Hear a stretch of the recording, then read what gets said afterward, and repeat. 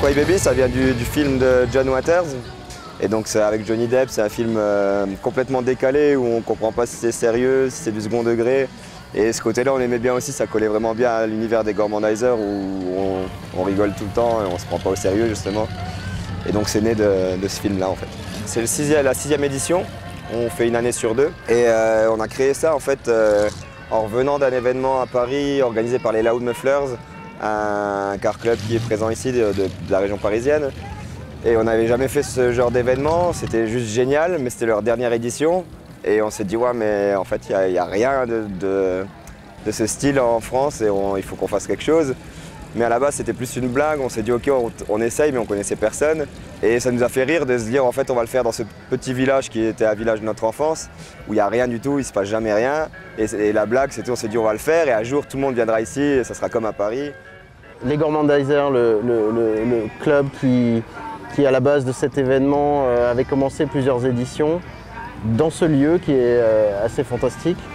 Et suite à un reportage que j'ai fait sur eux et avec finalement des amitiés qui se sont nouées, ils m'ont proposé d'associer le magazine à cet événement. Parce que ça colle parfaitement à l'esprit du magazine. Et à partir de là, avec l'appui du magazine, on a réussi à rameuter beaucoup de monde et à faire vraiment changer de dimension. Depuis ces 3 éditions qu'on a fait ensemble, on est vraiment parti sur quelque chose qui maintenant, dont on peut être relativement fier. Alors la mise en place s'est faite sur une semaine, parce que c'est un très beau site, mais où il n'y a à peu près rien. Donc tout ce qui est ici, que ce soit technique au niveau électricité, eau, toutes les installations techniques, c'est des choses qu'il faut ramener.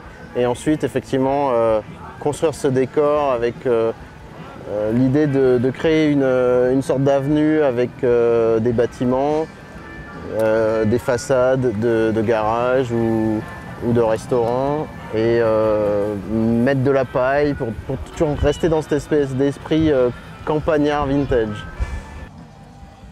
En fait, on est très orienté au trot traditionnel et custom traditionnel, pas trop. Il y a différents styles dans ce monde, dans cette culture. Et on aime bien ce qui est assez traditionnel pour les hot rods, tout ce qui est fin des années 30, début 40, jusqu'aux années 50. Et dans le custom, pareil, tout ce qui est avant 64.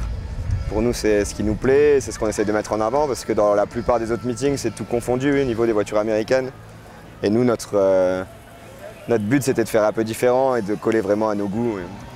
Ça peut paraître un peu sectaire, mais pour nous, c'est super important parce que ça crée la différence. Et je pense que c'est ce qui a fait la réussite de cet événement, c'est de viser autre chose, en fait, d'aller dans quelque chose de plus pointu.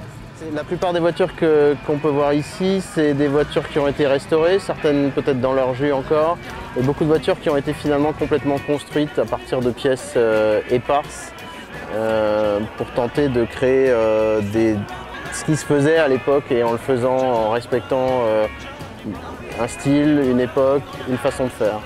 Les gens qui vont fréquenter notre événement, soit qui vont venir avec des véhicules ou qui vont venir en tant que visiteurs, c'est des gens qui sont souvent très très investis dans ce milieu parce qu'ils vont construire des voitures, parce que souvent c'est un mouvement culturel assez large, ça va avec souvent la musique, les fringues et ouais, c'est cette tentative de vivre à notre époque mais avec un petit feeling vintage qui permet de rendre la vie plus agréable. On fait pas mal de trophées pour le plus beau hot rod, le plus beau custom, le plus beau projet en cours, celui qui vient de plus loin. C'est plus une façon de remercier en fait les gens qui se donnent du mal, qui font vivre la culture aussi. Alors ouais, donc je voudrais remercier mon car club pour leur investissement dans ce projet. Étienne de Powerglide Magazine, de cette joie à nous et puis pour tout le travail qu'il a fourni. Son car club aussi, les Cam Shakers qui ont beaucoup aidé. Et tous les gens qui sont venus avec leur voiture, le public. Et voilà, les groupes aussi, les concerts, tous les bénévoles. Je suis super content, super ému de voir tous ces gens qui sont venus de si loin. Et pour moi, c'est une réussite. Jusqu'à présent, j'ai pas à me plaindre. Je suis vraiment fier de voir l'ampleur du meeting en fait.